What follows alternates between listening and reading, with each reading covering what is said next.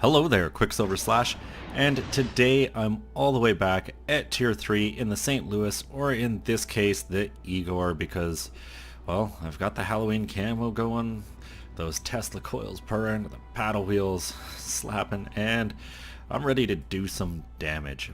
And part of the reason I'm back here, I've got a new friend, they're playing ships, and they've got to get through the Kawachi. So, join a division, help them along, and just have some fun at the lower tiers, because it's not something I do all too often. And the one thing I will say while I'm looking this ship over is Wargaming really pulled out all the stops making these Halloween models. Everything is changed and unique, and I really like them. I was fortunate enough to get enough of the crates that between the ones I did get and the extras that gave me doubloons, I used those doubloons to buy the one or two I was missing from the set, so that when I felt like it, I could dress up and go have fun. And it surprised some people. I had one game, people not knowing that you could get these just from the crates, and I feel kind of bad that I wasn't around and, didn't put a video out being like, hey, people, free stuff. But unfortunately, that's just how it is. So pretty obvious strategy here. Kind of just angling south of C. The plan to just hold this tack and get as many of my guns onto as many of their ships as possible, light some fires, and have some fun. And, well, I kind of recall having trouble lighting fires this game, which just seems to happen. RNG loves you or it hates you. There's the games where it seems every shell out of your guns is a citadel or a fire or something, and then the other ones where you shoot at something inside 10k and not a single shell hits, everyone bracketing.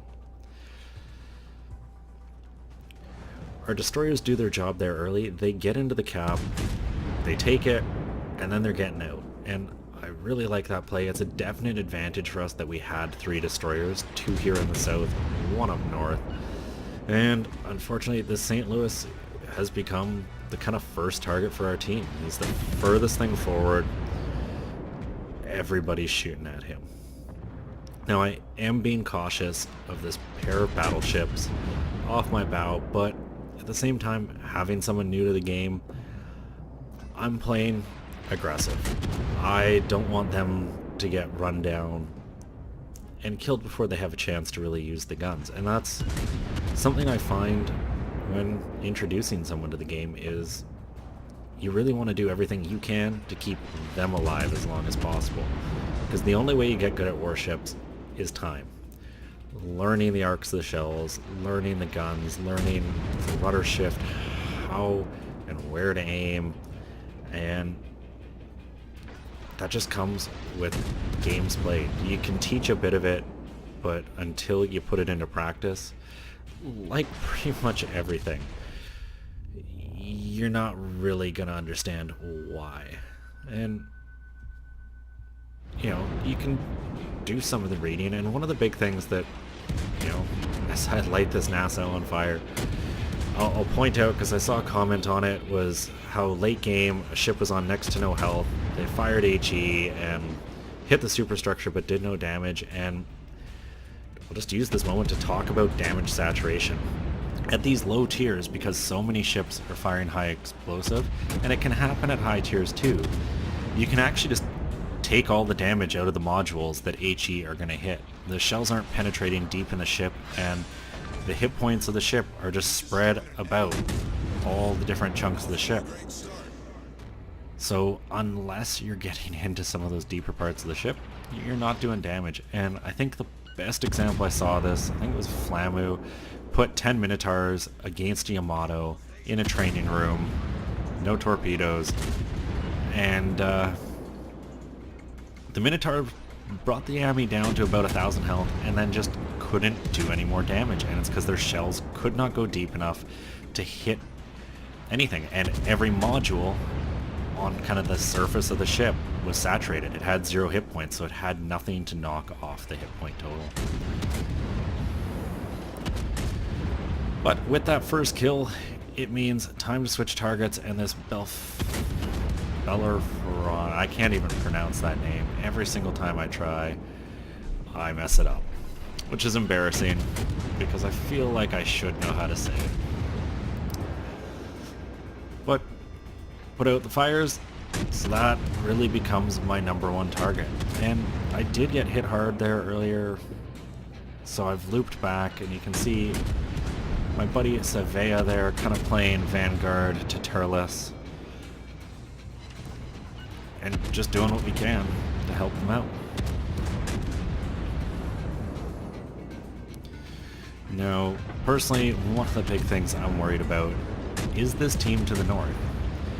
We've got a good grip on what's happening here in the south. We've got numbers, but the group from the north is starting to push down, and that could put us in a really crappy place.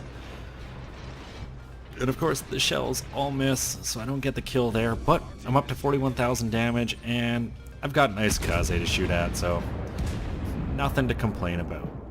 And forcing this Qckslvrslash and this Kuma back to buy us time to work down this South Carolina and Nassau really kind of is my plan here. The way I see it, if we can just keep a numbers advantage in any one location long enough, we'll work those ships down, and then we move on to the next. And not entirely sure what the Kuma's doing there, backing up, probably through some torpedoes, so I've got to think about those. But I'm also just worried about those other two ships, so I want to minimize how much can shoot at me. And if this Freon and Aurora kind of come down and join the Kuma, I want to have this chunk of land to guard me, because I'm losing hit points. And, well, there's the Aurora. Only thing I've got to shoot at, so I'm going to work it down. You can see the South Carolina about to get finished off, and unfortunately we did lose Savea. So at this point in the battle, we've got a kill lead, but I really do worry on this map about my team's ability to kind of pull this one back.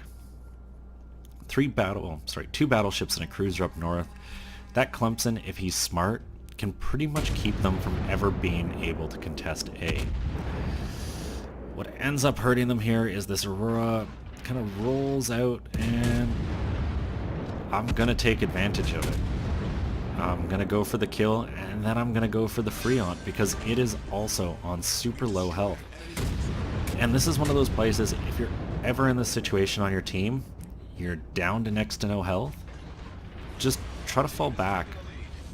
There's no reason for you to charge in and do 10 damage and throw your ship away. It's points, it hurts your team, and kind of just like that, 2 of their ships finished off, things are looking a lot better for us. We've got a hefty point lead. Sure, we don't have both caps, but with our ship count and arguably decent hit points, Qckslvrslash is a little beat up, but Turles is still doing good. The Phoenix in the north, not so great, but the Wyoming's still sitting on full health, so I can only assume the Elbert's doing decently as well. And these kind of hit point totals really give us an advantage. We're able to just push into them and hopefully still get some kills. Unfortunately, the Phoenix does get finished off, and Turles is kind of getting baited into the chase, and I remember just kind of being like, don't chase a ship. It's a bad idea. They've got easier shots on you than you have on them. Let them go. Let's focus something else. And pretty obvious, I want the Kuma. I'm sitting at 46,000 damage, 2 kills, and this Kuma is on a little lower health, and 1 or 2 good volleys from these guns, if I hit, should be all I need. Keyword should. I'm starting to wonder where the Qckslvrslash is. Obviously cautious. I don't want to get surprised around this corner, and the second I get detected, okay, it's destroyer time.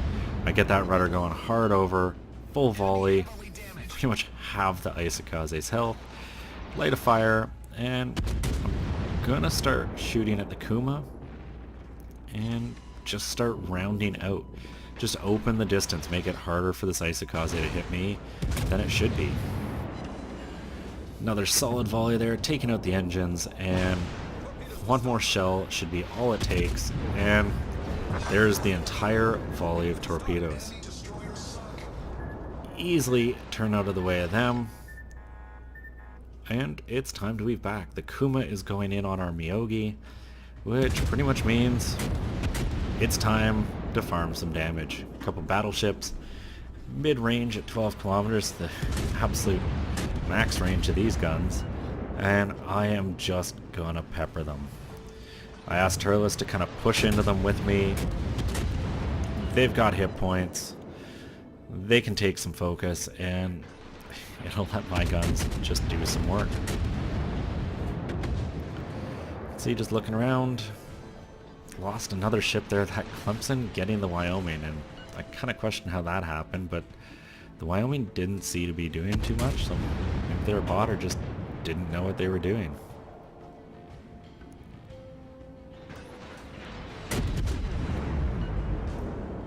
And really, there's not too much to do here. I'm not getting shot at. You can see that Wyoming's looking one way. This other one looking a completely different direction, so I'm kind of safe. And Denali agrees. It's time to just keep sailing broad and light some fires. The first set of shells coming my way, and as this Wyoming's rudder comes over, I go, oh crap. I think they're deciding to focus on me. It looks like the one turret's starting to come around, so I need to get safe. Thankfully, I've got this big chunk of land to protect me from one, and, well, a bit of RNG luck should keep me safe from the other. Puts out my fires, and I picked up a Confederate there, which is always nice to grab. And right here, really, I want to get behind this rock and just use it as hard cover, and then just kind of poke out cheekily and get shots where I can. And that's what I'm talking about with the RNG. That entire volley was dead on my ship, except dispersion screwed him over, and every single shell missed. And I remember just laughing as this was happening because it seemed I couldn't get hit. I had the horseshoe up my ass and I was gonna use it. Keep angling, trying to get behind that chunk of land. Here comes another volley. This could be me, except it's not. Barely any damage. And I always feel bad for battleships. This doesn't happen as much at high tiers just because the accuracy values, the ranges, everything's pushed out and stronger.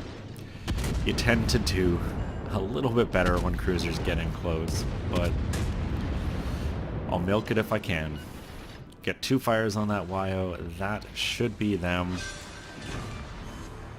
Which brings me up to 3 kills and just shy of 100,000 damage now. And it's kind of funny how quickly you can just build damage up if given the opportunity to just work over a couple targets. 185 shell hits, 14 fires, and I'm not done. There's a Nassau, a Wyoming, and somewhere there is a Clemson. So it's kind of obvious I want the Clemson. I want them to show up point blank. They had next to no health. Just swing my bow around, bring the guns onto target, and you can see I'm already angling for it. The second I get spotted there, initially I thought it was the Clemson.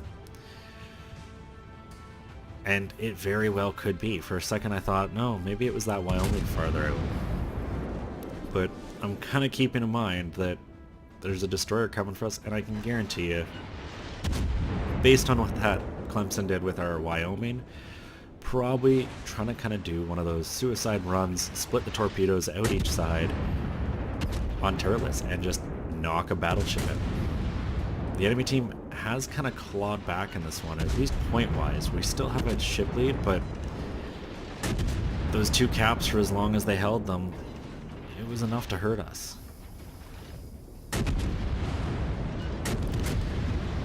Get another fire, which I think makes 2 burning on that Nassau. You can see everyone else firing at them, so I decide, well, low health Clemson, let's get them. And you can see the health ticking off that Nassau. I pick up the kill and my Kraken. If this volley hits the Clemson, who seems to have a horseshoe of their own, none of my teammates hitting them, there's the double strike. I haven't had one of those in a while. Definitely fun to get. And with that completed, I die. Just an enemy Wyoming left as I sink to the bottom of the ocean. And Turles and the rest of our team are going to work them down, so let's jump to the post-battle. And that was quite the result for me. 195,000 credits, 5,200 experience, Confederate Double Strike Kraken, First Blood, High Caliber, and 108,000 damage, just over 200 shells, 6 kills. I had a lot of fun and lit a ton of fires. And it's nice to drop down, help a friend out, get through these lower tiers, because it's an excuse to drop down and play them. Top of the team, just under 1,400 experience, so not a crazy XP game. I'm not sure this was my win of the day though, so that could no, that shouldn't explain any. It's just low tier. As far as the damage spread goes, I kind of did a bit to everyone. One of those kills on the Clemson, sub 1,000 damage, but for the most part, you know, decent chunks of the ships I killed, which always feels good. You know, you're not stealing a kill that someone else was working forever for. In tricky situations, I always believe in just eliminating a ship. It's worth it. It's not kill stealing, it's trying to win the game. But there's definitely times where you, especially if you're holding fire to get a kill, then that's a different thing. End of the day, took home 187,000 credits, 5,200 experience, some extra captain XP, and just an enjoyable game. If you enjoyed it, please consider giving it a thumbs up or subscribing to the channel. And as always, I'm Qckslvrslash. I'll have another one for you all later.